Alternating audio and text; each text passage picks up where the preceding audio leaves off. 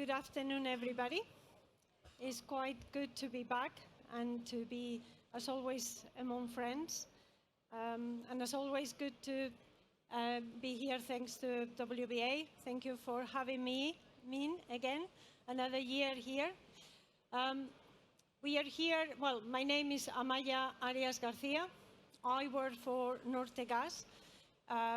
Nortegas is a gas company, is a distributor in the north of Spain. We have 8,000 kilometers of gas pipes where we have distribution to all the north of Spain. And we have a parallel company called Nortegas Green Energy Solutions, where our mission is to develop AD plants to replace all the fossil gas with renewable gas, biomethane.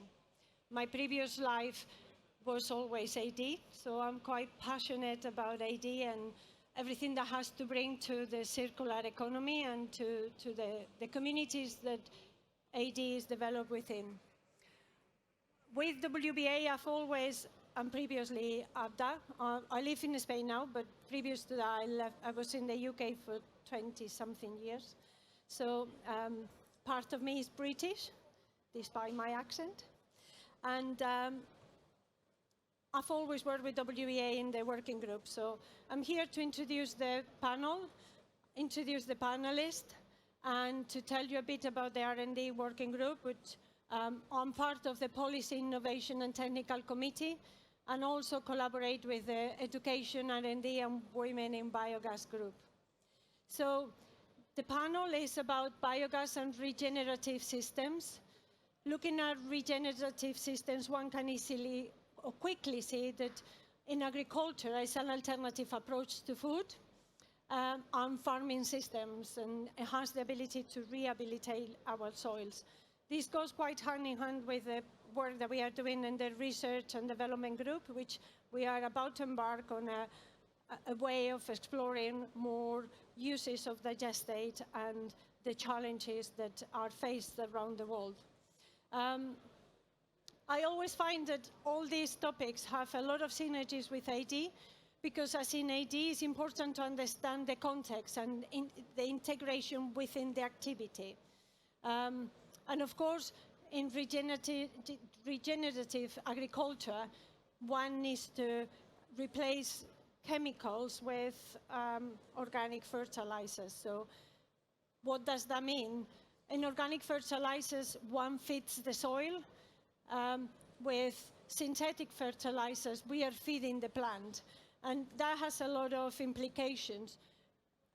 With organic fertilizers, one creates a synergy between the fertilizer, the nutrients, the microorganisms, and the plants, and the plant nutrients, whereas with synthetic fertilizers, you feed the plant directly. The plant becomes greedy and lazy, and therefore stops producing sugars, and your microbes in the soil are dead or dormant, and therefore when it's washed away, the remaining of the fertilizer, your plant has nutrient deficiencies.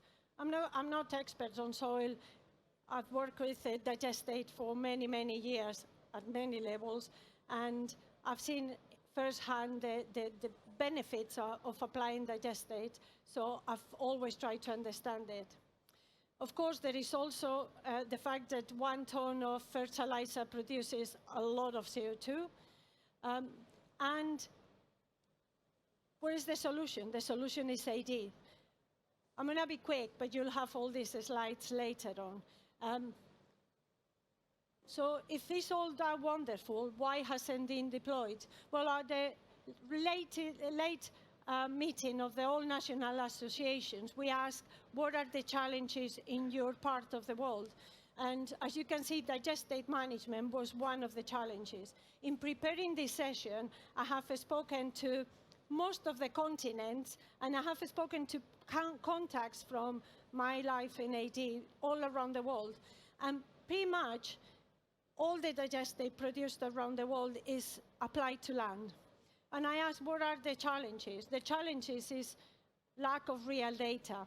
the challenges are lack of legislation, or when there is legislation, nobody knows. One says one thing, the other one says another. So as part of the R&D working group, which is chaired by Keith and our deputy chair is Daniel, they are both here today somewhere, we are going to get ourselves to try to solve the problem. We are going to try to list all the available technologies and study the legislation and produce some useful guides to be able to help the industry. So if any of you want to join us at the R&D group, please do so. We welcome everybody, and we just want to help the industry to overcome this challenge. So today we have a panel that represents the circular economy and represents everything we will try to do here. We have experts in nutrient recovery, we have experts in renewable energy and deploying those plants, and we have experts that can help us tap into that feedstock and making sure that we have all the organics into our plants and we close the loop. So without further ado, here you've got my contact details, both my Nortegas one and my World Biogas Association one, and I'll introduce our next speaker, Oscar, which I think you are the first one, isn't it? So thank you very much.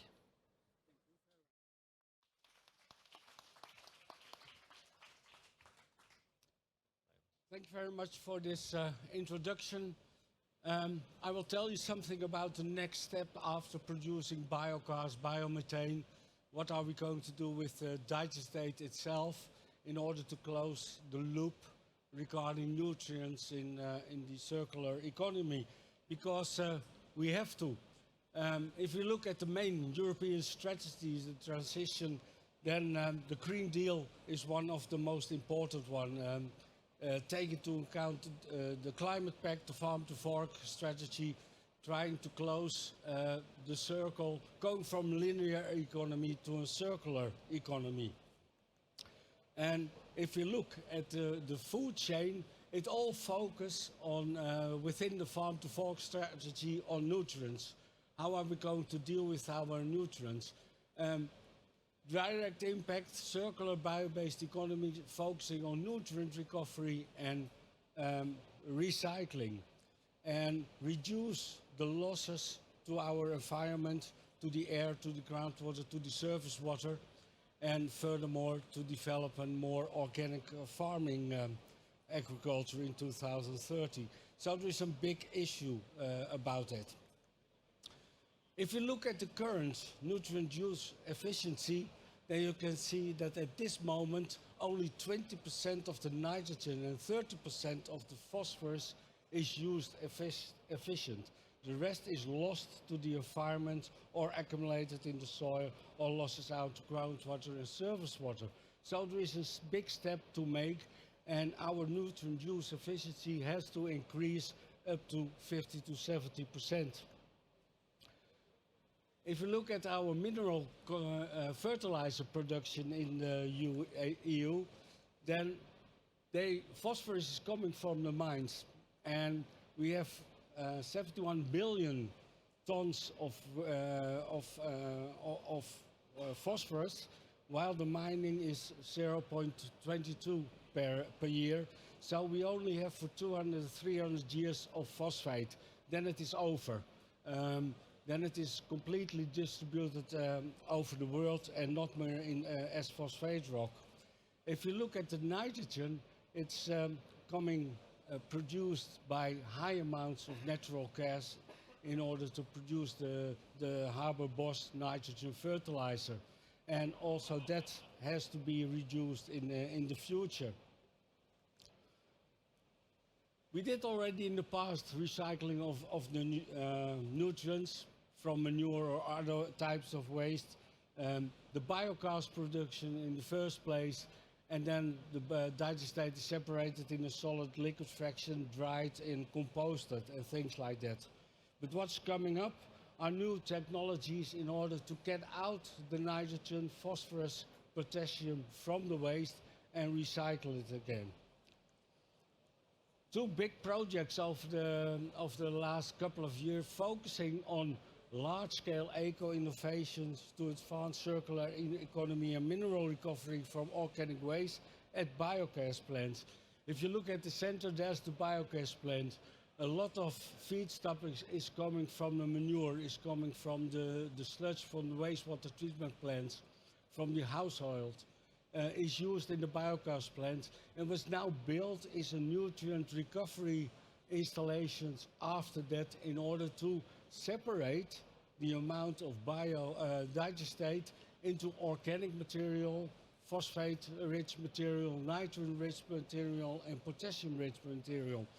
In that case, because the digestate is not often the right composition for the right plants, you can finally, if you have separated in the different components, you can do an application on the land with the right amount at the right time with the right sources. And in that way, the losses can be reduced and the nutrient use efficiency can be increased.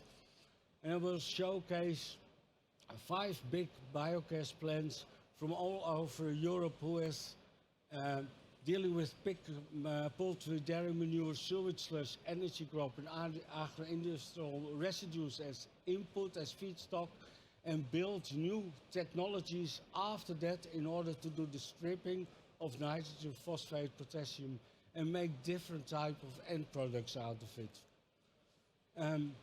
For instance, a common way is in biogas production with high amounts of nitrogen going to the air, that the stripping of nitrogen is needed in order to increase your biogas production. In this way, in this plant, using wastewater treatment plant sludge, it is used in making of ammonium concentrates out of it and minimize the ammonia emissions and maximize the fertilizer effect of the stripped digestate. Here you see the whole installation, but here you see which part making, introducing a stripper in the biogas plant to produce ammonium sulfate. Just some picture, an impression how it is built over there. And the product is directly going to the arable land in cooperation with the farmers. This is an interesting demonstration plant in Germany. Often for ammonium sulfate production, sulfuric acid is used. In this case, gypsum is used. And the products are not only ammonium sulfate, but also lime. So 2 products which are valuable for agricultural land. Also an impression of this plant with the nutrient recovery installation. This one is an interesting one in the Netherlands, Groot Severt. They have 2 lines. They separate the manure, the digestate in a liquid fraction and a solid fraction. And from the liquid fraction, they take out a mineral concentrate of nitrogen and making clean water, so less transport. And the solid fraction is treated with acid in order to release the phosphate. And after that, we got an organic matter with a low content of nutrients and separated products for nitrogen and phosphorus. So also this plant completely built reversed osmosis in it and a nutrient phosphorus recovery plant. They are able to manage, even for each cut of Pras land, a typical combination of resources from the produced products. So the ammonium sulfate, the mineral concentrate, and some final blending with synthetic fertilizer. So for each cut, it was demonstrated that it's working well. Here in Belgium, a plant also producing ammonium and a concentrated mineral fertilizer. And a second one in Belgium, also dealing with the whole nutrient cycling, making products of ammonium water and potassium products. Also large scale implemented. So we make a big step in the future already. from the digestate into new bio-based fertilizers.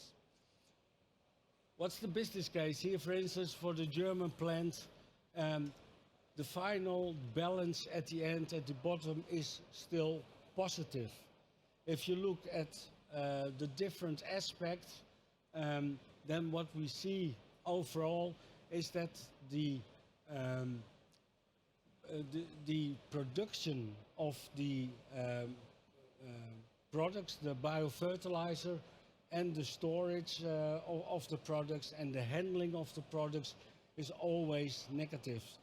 That can you see here for all the plants, all the aspects are still positive, just the digestate, the financial productivity, it costs money to separate the different components out of the digestate. But in the end, it's still cheaper than transporting the digestate itself. So all the plants are still running in a positive way. Coming to the main conclusions. So what we have seen now is that we made a big step from large-scale implementation of new innovative nutrient recovery technologies at large-scale bioplants. It showcased, I didn't present that it can be applied in the region. All the products can be set off. We got evidence-based knowledge and information of the mass and energy balance, the LCA of the demonstration plants, the quality of the products in terms of composition, and the agricultural and environmental performance, which is always better than before. What we built was an online business development package, so that can help other plants who are interested in nutrient recovery of the digestate can evaluate on forehand their initiatives. Finally, we made a roadmap regarding nutrient recovery and reuse technologies of organic waste into bio-waste. It has higher cost to produce them compared to linear produced and applied fertilizers.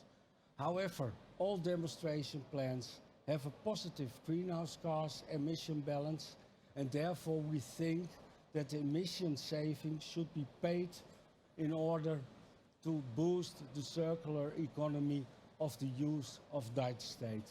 And if you want to find information, please check the website of the Systemic Project, where all information is available. Thank you very much for your attention.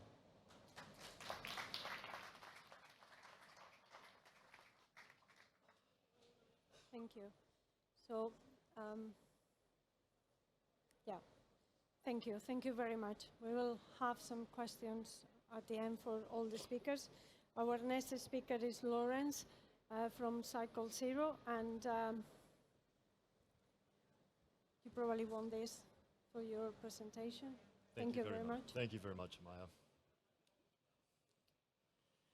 Well, I'm pleased to be here this afternoon. I'm going to try to tie back into some of the end conclusion marks that Oscar made in terms of ensuring that, in fact, ammonia stripping is part of the overall solution, as you'll see as part of the presentation. But here what we're focused on is actually trying to ensure that there's overall projects that are brought on a decentralized basis for biomethane production within the farm and agricultural community. So just a quick note on myself. I've been an owner-operator within the renewable energy and clean tech sectors for some 25 years. We've always been focused on building greenfield projects. We've really concentrated on those areas that include biogas, biomass, cogeneration, and to a certain degree the wind industries. For my sins, I also spent 5 years working as a private equity professional, where I invested for an energy-focused fund in Europe that was concentrating on these same sectors. And as a result, I think we bring a holistic approach in terms of both the financial, chemical, construction, and project management experience that's necessary to bring economies of scale to the farm and agricultural community. Just a very brief word on Cycle Zero. So at the end of the day, we're developers. And I have to say, when I came in, I was pleased to see that the circle of biomethane trust and importance included operators and developers at the top of the table. So that was encouraging. But I think, yeah, at the end of the day, we're very similar to the IPPs of old. We're a company that is private equity backed. We received an initial capital commitment from a private equity fund called Ara Partners for 200 million euros last year.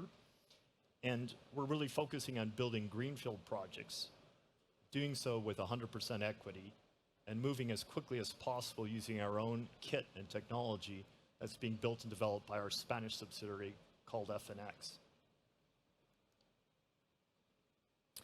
So the importance of the agri-food system globally, we know that one of the primary drivers or call-outs for this conference has been trying to focus everyone's attention on the fact that we're actually generating 105 billion tons of organic waste globally. And I think another way for us collectively to take a look at that is to say, there's some 8 billion people living in the world now, and we're actually generating over 100 gigatons of organic waste, with 98% of that currently not being recycled and not being treated. So the opportunity set within that space is obviously enormous. Here in Europe, we know that the agri-food feedstock waste can actually help us get to 90% of what the goals are, the Repower EU target of 35 BCMs by 2030. But in addition to that, what we're all aware of now is, following the war in Ukraine, is that the importance of other aspects of having an energy store material like biomethane that includes things like energy security, that ensures that in fact that the existing infrastructure itself is able to operate as smoothly as possible, and then to make sure that there's some type of backup for other intermittent sources of renewable energy and power generation that include the obvious wind and solar, but other fuels that in fact that are being developed over time that have an intermittent nature to them as well. So this is quite a simple slide, and everyone's seen it in some form or fashion, and it's really to actually pull forward a couple of points, and that is that most of us are aware that fossil fuel production, exploration, releases non-organic biogenic CO2 into the atmosphere that has been stored, and it's been stored in the form of different types of carbon sinks. There's many ways that we can try to improve climate in terms of restoring those type of climate sinks, but this is CO2 that's going into the atmosphere that often is in the atmosphere for hundreds of years and sometimes even thousands of years. And it's an issue that in fact a lot of times is not tied back into methane, because within the AD sector, by definition, the AD sector itself is basically carbon neutral, and it helps for us to go ahead and minimize a lot of the pernicious effects of methane that exists in the atmosphere. And I think we, as part of the global pledge and part of more education that's taking place within the industry, we're becoming more and more aware of what a serious problem methane is in terms of being a super pollutant, but also being a large contributor to greenhouse gas emissions. And globally, humans are currently releasing, or responsible for releasing, 1 million tons of methane every day. And when you kind of step back and think about that, what we're doing collectively is that we're releasing 10 tons of methane every second. And it's quite a difficult figure for one to get one's hand around, but it's 10 tons every second means in fact we have 20 Olympic swimming pools of methane in terms of volume that's being released into the atmosphere every second that we're talking. So it's AD as a carbon neutral solution is important, but what's even more important is the role that it can actually play into using methane in a way that's constructive within the industry. So within the agri-food waste area, we know that assuming an average consumption of 10 megawatts. AD has the potential using agri-food waste to substitute for gas consumption for nearly 1 billion people by 2050. And it also includes the potential to reduce greenhouse gas reduction potential of in excess of 2 gigatons during that same time frame. So globally, the vast majority of farms, in case 99% of the farms for both food and livestock, are still less than 50 hectares. It varies a lot in terms of the distribution of farm size throughout the world. Here in Europe, we have an average farm size of about 20 hectares. That varies a lot by region. In Bulgaria, it's less than 5 hectares, and in a country like Denmark, it's over 60 hectares. But it's quite interesting when you compare what's happening in the US marketplace, where you have the average farm for food and livestock is 180 hectares, which is 9 times the average size of what we have here in Europe. And then in addition to that, it's increasingly clear that in fact it's a trend in terms of concentration that's going to continue over time. So we see that traditionally that small farms for AD themselves have really concentrated primarily on converting biogas into electricity. The conversion of electricity is about 35 to 40% efficient, whereas if that same biogas is upgraded, we actually end up with efficiencies that can approach 90%. So in conclusion, for us to be able to unlock the potential that's made available within the agri-food sector, it's really important for us to be able to have skid-mounted and quick constructed units that are out in the field that can be built and operated at minimum capital cost and that are ready for fast installation. And given the fact that Oscar has already touched on closing the loop, I will simply mention that in fact that ammonia stripping is something that we believe in quite strongly. We believe it should be built into the biomethane part of the solution. Thank you.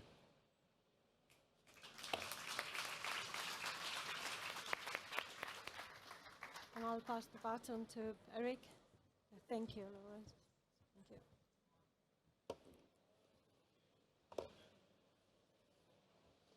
Hello, good afternoon, everyone.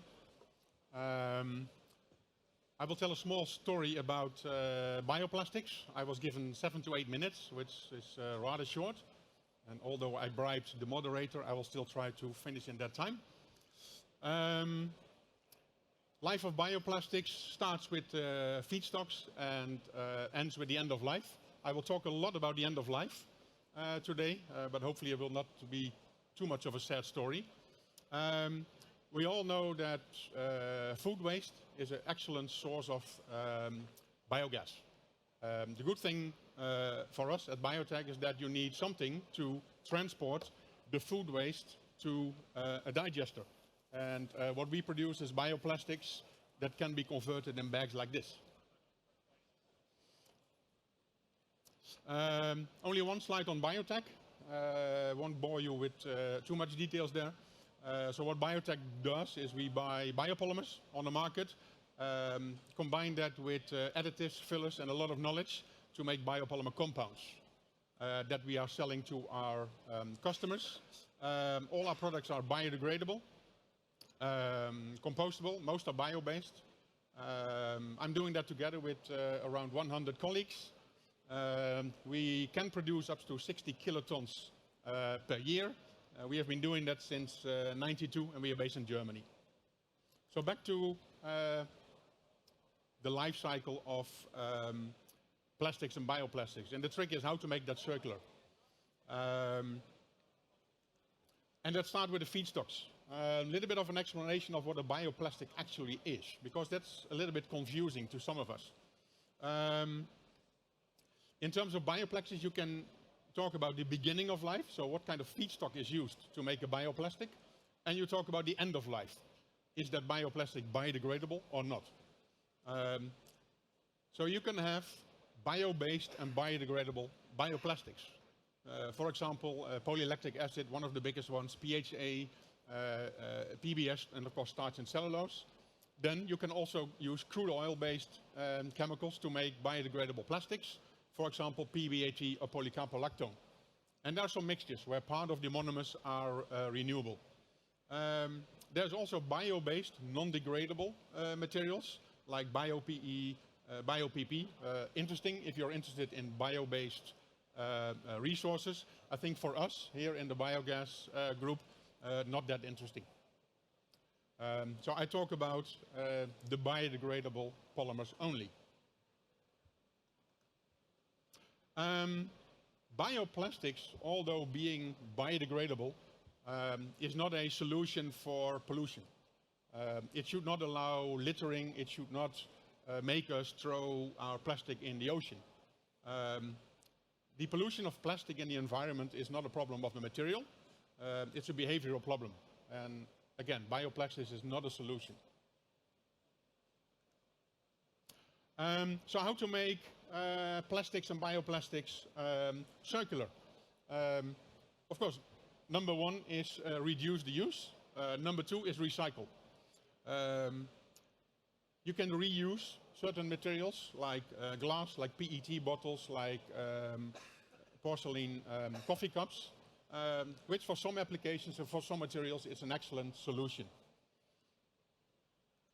The next solution is mechanical recycling, and there it gets a little bit more complicated. So here you have a number of waste streams containing plastics, where the European Union thinks that recycling is the solution for all. I wish you a lot of success with that. The first picture is a picture of a lot of plastic waste. There's polyethylene, there's flexibles, there's rigids, there's additives, there's colorants. The trick is, most plastics don't mix. So if you're going to recycle that without a good separation of the different plastics, you end up with a low-value plastic product, which is good for, you know, poles at the side of the road or benches, but that's about it. The next picture is plastics contaminated with organic material. Fine, if you want to recycle that, first you have to remove the organic material, which means washing, which means a lot of wastewater that needs to be cleaned, and I wonder how sustainable that is. The third piece of plastic is the plastic used in agriculture. For example, mulch films and the likes. If you want to recycle those, you first have to remove the sand and the organic material from that in order to be able to recycle it. And then there's the famous paper cups with a plastic lid, unfortunately, where we think, well, paper is great. Unfortunately, a lot of that paper is still coated with polyethylene, which makes it hard to recycle also in the paper plant, because you know how to separate the paper, the cellulose fibers from the plastic. So the fiber recovery is not that good. And then where it makes sense to mechanically recycle if you have a well-defined waste stream. For example, polyethylene bags.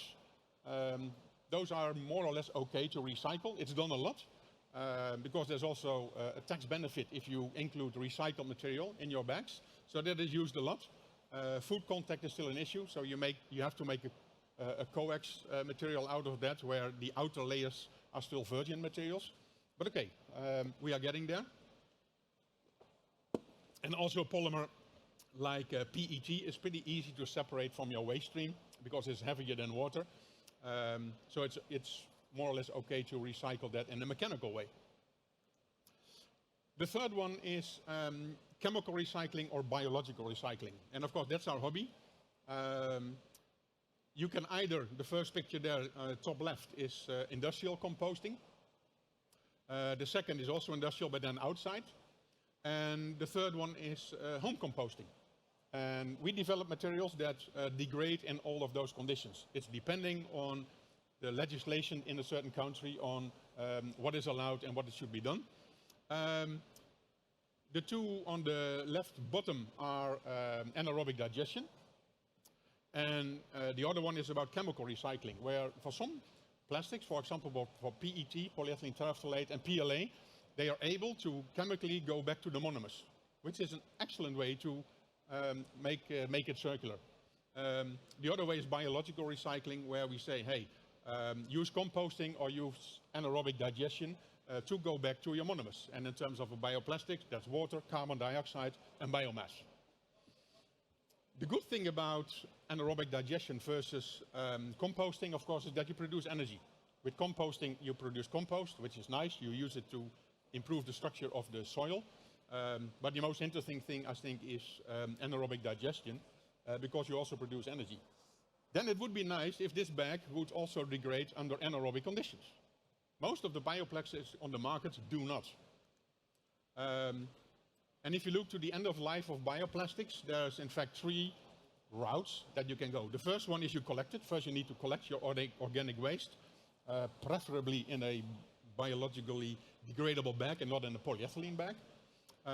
There's a pre-treatment, separating, shredding, and then you can do composting, either industrially or home composting. And there's also soil degradable materials. That is common sense. We make a lot of plastics for that, and there's a norm for biodegradability, for compostability. Now, if you go to anaerobic digestion, you still collect, you pre-treat, and you go to the digestion. That can be mesophilic, like is common here in the UK. But for example, if you go to Switzerland or to France, the majority of the technologies in the plant are thermophilic. And then there's again wet process, semi-dry processes, dry process. And a lot of plants use post-composting. So they see anaerobic digestion as a pre-treatment for the composting. And finally, your digestate goes to the soil. And then there's the third way. You collect your organic waste and the plastics, you do some kind of pre-treatment, and you do your anaerobic digestion, and you go to the soil. And that is quite a challenging one, because then you need to have a material, a bioplastic, that degrades 100% in digestion, or maybe in the soil. So you can develop a plastic that is maybe soil degradable, but then you have to make sure that that plastic is not disturbing your anaerobic digestion. So it's not like gumming up the screws and the filters and the like, so it should at least disintegrate during AD, and later on, okay, if it's in the soil, that it degrades in the soil, fine. Here you see the same, but then in a table, so the different pathways. I need to stop. Last slide, so that's good. I paid you. So this is an overview of the different types of routes and the different bioplastics that you can develop. And the good thing is, it is good to remember that not all plants do post-composting. Product number 5 is universal, because if it works in mesophilic AD, it works everywhere. It's not easy, and it's rather expensive, because not all bioplastics do it. There is still no defined norms around AD. There's a lot of discussion what it should be. And to be ready, we develop prototypes for all these 5 routes, all these 5 concepts. Thank you.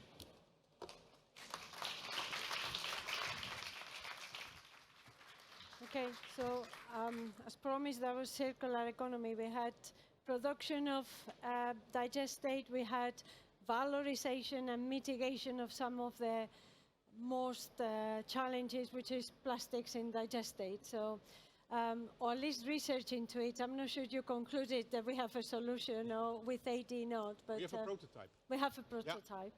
Yeah. So I'm not sure, do we have time for questions? Okay, so I actually had a question for Laurence. Mm-hmm. What kind of, what can you advise the AD industry, having all this experience in renewable energy, what do you think we can bring to the AD industry for other industries? What do you see in the AD industry that we could learn from other renewable energy developments? Mm-hmm. You know, I think if one steps back and at the point in time where we had a lot of wind and solar development that was taking place, where obviously the cost and expense of those type of investments didn't produce a return necessary given the feed-in tariffs with the pool. I think a number of governments and regulatory agencies saw that we'd have to reach a point of critical mass for the industry to take off. And to reach critical mass, that in fact actually brings down the cost of capital, brings down the cost curve in terms of the capex required, and ensures that it's actually made available, throughout the industry.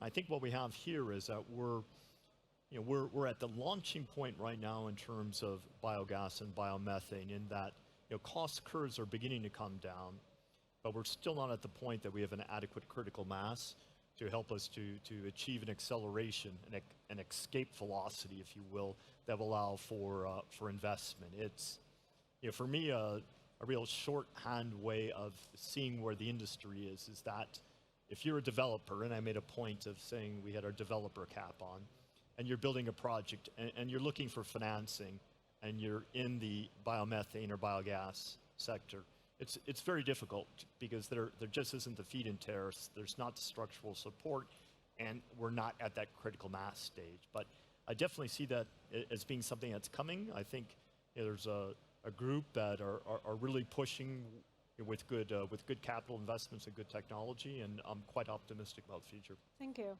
Thank you very much. Any questions from the, loads? You've got two here, Julia. Oh, hi there. So this is a question for Oscar. So with your digestate treatment, process, the various solutions that are out there, do you find any issues with fugitive emissions? And I'm really thinking not nitrous oxides here. Sorry, I didn't understand the question. Yeah, sorry. So any issues with fugitive emissions with the digestate, like treatment processes? Yeah. Like particularly, say, nitrous oxides as an example. Yeah. In most cases, the environmental losses are lower compared to using digestate directly. So after stripping, a large amount of your nitrogen is gone. It's in the ammonium sulfate or in other products, and those are injected in the soil in such a way that the emissions are rather low. So that makes the benefit. Thanks. Fantastic. We also had Jadira and somebody here. I actually have two questions if there is time. So one was for the last speaker. So Erik? it's great to see that you talk about biodegradability of polymers in anaerobic and aerobic conditions. It's good to differentiate, but not all mesophilic digesters are equal. So part of the issue that we are having with some products is that they are not realistic in terms of the engineering conditions on site. Yep. For instance, for the water sector, I may have a retention time of 14 days. So are you trying to provide a standard of degradable? Where? What's your standard of degradability? What are your engineering conditions that allows me to degrade? Yeah, that's indeed a good one. I mean, there's discussions ongoing on what the standard should be and the norm should be. And I don't think the industry can live with 3 or 4 standards for every country or in every application. So we think the best solution is to make a polymer that degrades and mesophilic without post-composting, because if it works there, it works everywhere. Yeah, but there are digesters in some waste sectors that operate at 30 days, and a digester on the water sector operates at 14 days. So not all the mesophilic digesters are the same. No, I think the solution has to come from both ways, from the material side and also from the technology side. We have to collect the organic waste, we have to digest it. We can also use polyethylene bags, which you remove from the digester, and then it goes to landfill or incineration, which is also not ideal. So I think we have to work together both on the technology side to make sure that these materials, until they break down, don't clog up the filters and the pumps. On the other hand, we have to make sure, as I said, from the material side and the technology side, that we make it work. Because the alternative is polyethylene bags, which also I think is not ideal. Agreed. And you had another question? I have a second question for Oscar, if there is time for that actually. A lot of the technologies that you have proposed for digestate management rely quite heavily on chemicals. So do you think that heavily chemical dosing aligns with the vision of the resilience of the sector and the sustainability vision for the biogas sector that we want to have in the future? Yeah, I think we need the biogas sector because we need to do the nutrient recycling itself, and a lot of the mass flow of the feedstock is coming via the biogas installation. So the point is, by doing this, we can reduce the amount of synthetic fertilizers a lot. So in most cases, 30–40% less of chemical use if we use these technologies by substituting the synthetic fertilizers. So that's quite a lot, and we need to. The gentleman next to you, Jadira, yes. Until we've developed mesophilic temperature biodigester plastics, I have a question about best practice, because at the University of South Florida, I maintain 3 10 cubic meter Pusheen biodigesters and about 7 1 cubic meter very nanoscale biodigesters. And what our current practice that we teach all our students and community is we clean our plastics very assiduously. We shred them in a shredder, infuse them in cement to make sculptures so the carbon is sequestered, and then all of the organic material, the residuals, go into our biodigesters to produce biomethane fertilizer for our hydroponics and our raised beds. Could I, without any damage, eliminate the step of washing my plastics and instead shred them, put them right in the biodigester, and then take the supernatants and then desiccate it and do the same thing with my microplastics? Because the thing I've been thinking is I don't want to introduce the plastics in the biodigester, and now I'm thinking they're not hurting the biodigester in any way. It's what we do with them after. And right now, since we're infusing them with cement to make sculptures, I'm wasting water, essentially. Is that right? I mean, there's no downside to putting the plastics in the biodigester. If they degrade, indeed, there's no downside because it doesn't create microplastics. Right, so I'm just basically getting them out in the supernatant, and then I just have to remove them so they don't go in the soil.